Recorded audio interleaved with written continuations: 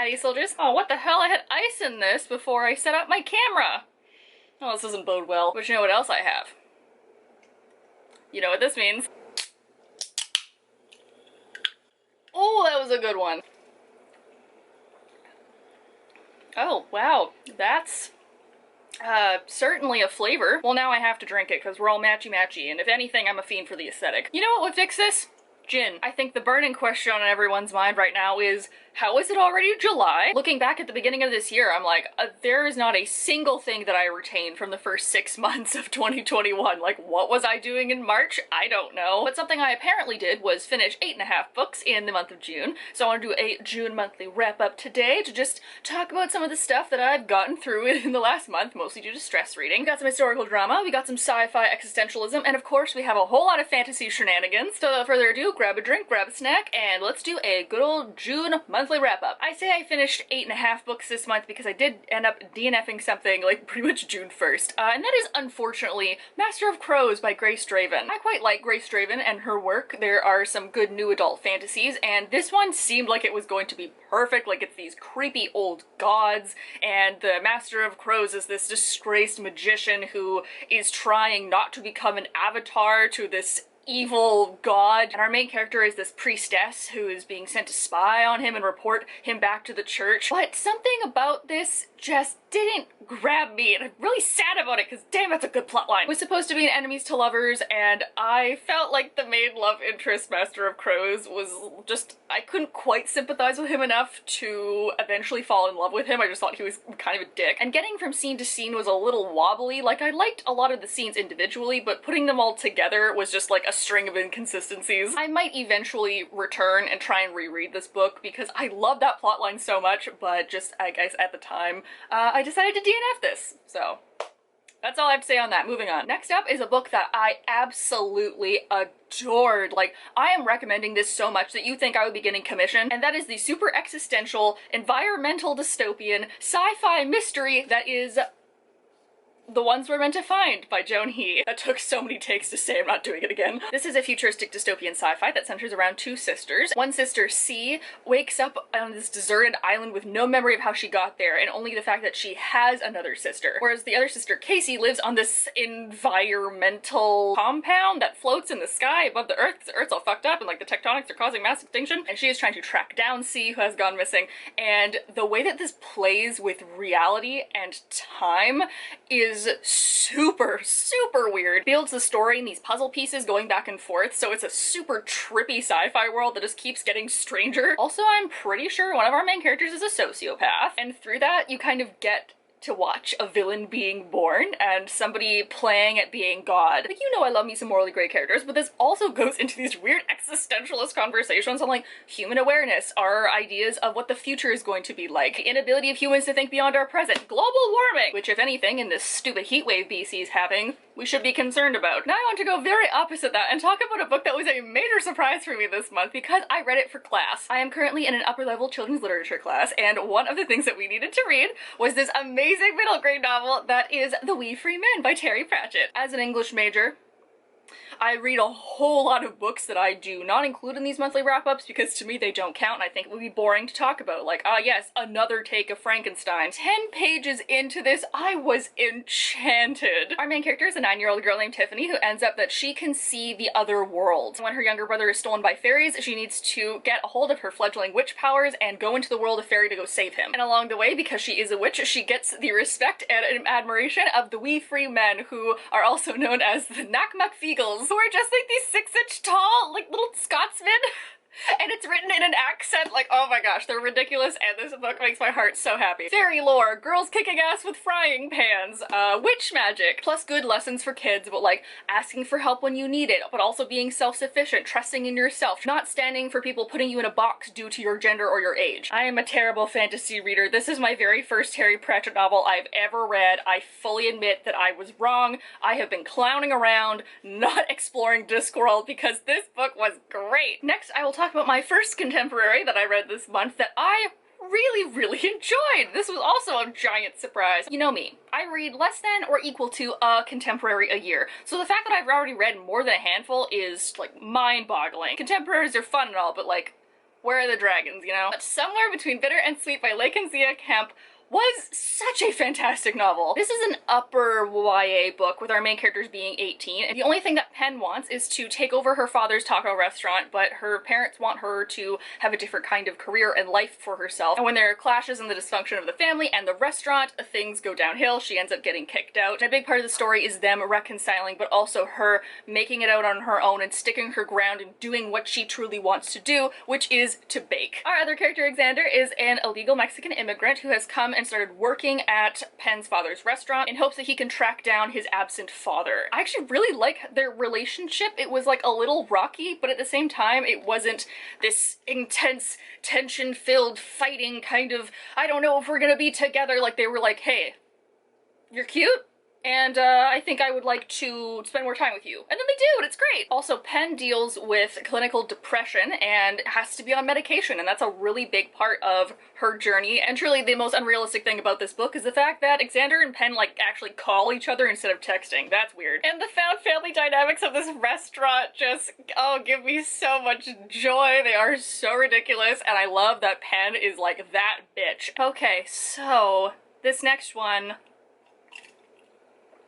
I have some flamin' hot opinions on. Now, I am no different than the many of you. I get the majority of my reading recommendations from TikTok, and so, because Book Talk would not shut the fuck up about this book, I bought Neon Gods by Katie Robert. And you see this?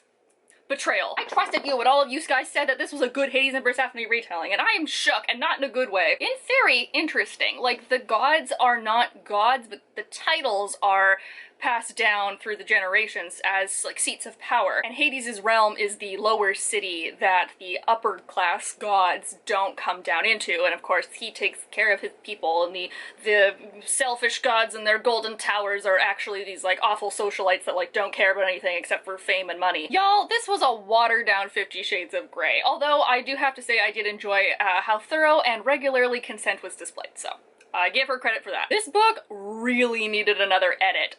Multiple times I was going through reading something and I'm like, wait a minute, I just read this sentence like 2 pages ago, what the hell? And I could get behind the sex club thing, because like I think that actually would be really cool, but just the way she did it felt so strange. Though I have to say the most relatable thing about this book is the fact that Hades really likes hardwood floors and respects crown molding. Like, yes, king, we love an interior designer. Also can confirm, running in heels will fuck up your legs. I have 10 years of modeling to back up that claim. Will I continue to shit on this book? Yes. But did I also finish this in a day? Also yes. I would call this next segment Book Talk Tea, but I don't think it's tea. I just think it's something that people should be aware of and are being dicks about. Because June is Pride Month, there's been a ton of LGBTQIA+ recommendations, and something that is happening is that people are saying that they don't like lesbian or female-female relationship books. With this, there has been a very big conversation on the fetishization of MLM relationships and how people don't like lesbian books and they don't do as well in the market. So if you don't like WLW books or think that any kind of queer representation in media is, you know, not good because you personally don't agree with that, you are all cordially invited to get the hell off my channel. Now that we only have the girls, gays, theys, and allies, let's talk about this amazing historical WLW book that is Last Night at the Telegraph Club by Malinda Lo. This is about 2 lesbians in 1950 San Francisco navigating the queer club scene at the time. Our main character Lily is also Chinese, so there's a lot in this book about stereotypes and prejudices against Chinese people during the Cold War. And she's also a scientist, so it's like women in STEM and feminism and like queer identities and like sneaking into clubs. The relationship between Lily and Kath and other people that they meet at the Telegraph Club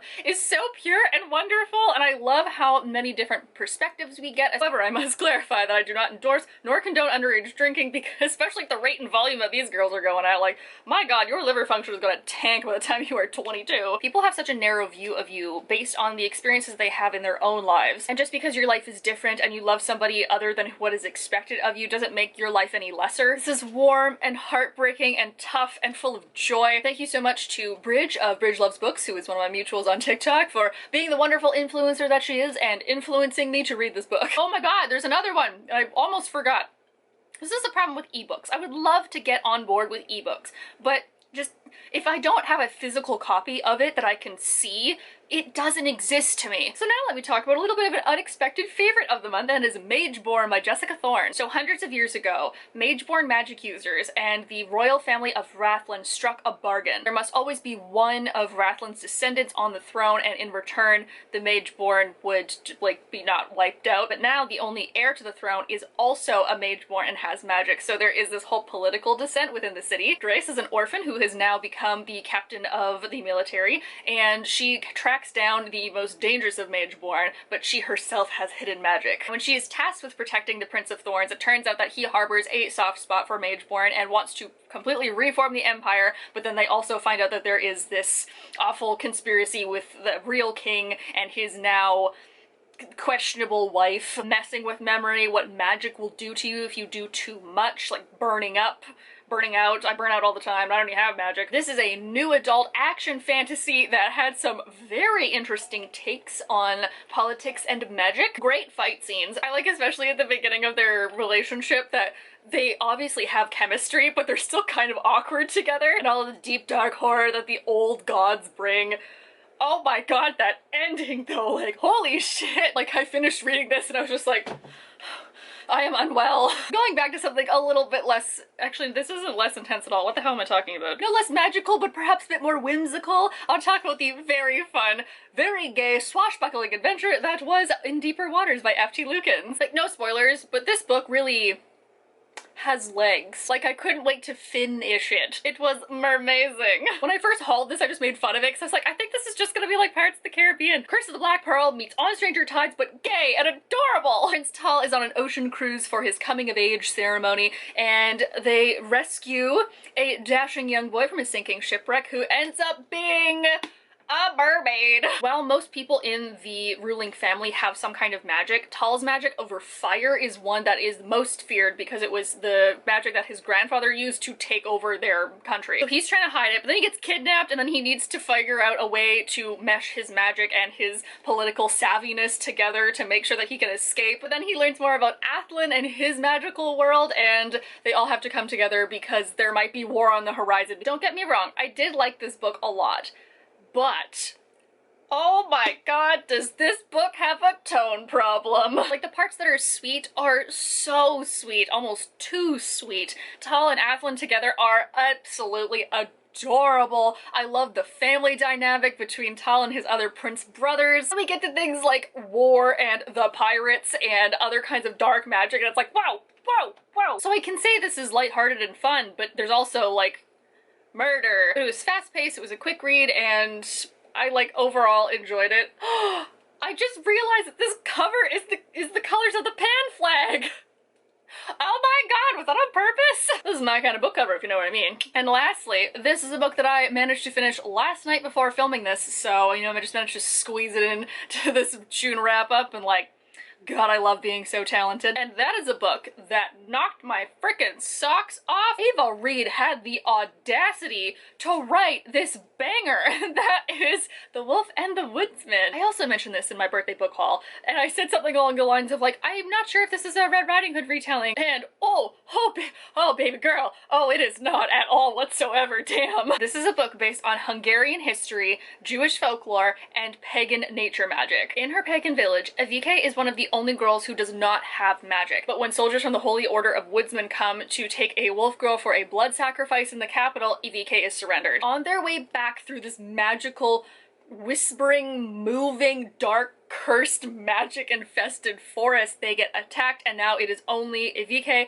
and Gaspar who ends up being the crown prince. And their fates become intertwined as Gaspar needs a way to use pagan magic to overthrow his zealous brother who is thinking of usurping the king. Their journey to find a magic source of old takes them across the country, and what do you know? Their loathing turns to understanding and maybe eventually desire. So the author Ava has a degree in political science that focuses on religion and ethno-nationalism, and hot damn, you can tell. Also, oh my god, are there trigger warnings abound in this novel? You're like, oh, this would be like a fun fantasy read, enemies to lovers, some like magic-y stuff. No! Oh wow. If you're not prepared for limbs to leave bodies, don't pick this up. There is torture, self-mutilation, colorism, racism, and religious fanaticism all shown and explored in a brutal way. This is deep and dark and violently magical, and it's so engrossing. Her writing is amazing for a debut novel. Like, I had been eyeing it for a couple months up to release. Then one of my book talk mutuals, Deirdre Rose Morgan, was like, yo, you gotta read it. And I did, and I loved it, but she's also the one that recommended me Neon Gods, so like, Deirdre, you're on the rocks. No, I'm kidding, but seriously, I'm so impressed. Like, wow, it gives you a lot to think about. So there you have it, there's a good old June wrap-up. I'm very impressed with the things that I managed to read this month. I'm also very impressed my camera only overheated once. We love this character development. Actually, it's likely because I'm filming earlier in the day, and also our heat wave has thankfully taken a dip, so now it's only like 27 degrees instead of like 43. That's Celsius, by the way. Like, all you US people can at me, I don't care. Like, get out of here with your Fahrenheit. You're one of the only countries in the world that uses it. Like, get with the times. Please leave down below if you yourself have read any of these things and want to talk about them, because I think I had a lot of feelings this month. Although it was very cathartic to just yell at a camera for, like, oh my god, oh, longer than I thought. Also, this is maybe a very dumb and extraordinarily, like, privileged and consumerist way to look at the world, but I'm excited for July because there's only, like, 3 books I'm excited about coming out in July. So that means that I have more time to read the things that I've already bought and like haven't read yet. Like, I'm trying to rein in that book dragon urge to just hoard all of the pretty shiny covers. You know where to click like the video, you know where to click to subscribe. I hope you guys are all having a nice day wherever you are, and I will see you all next week. Bye!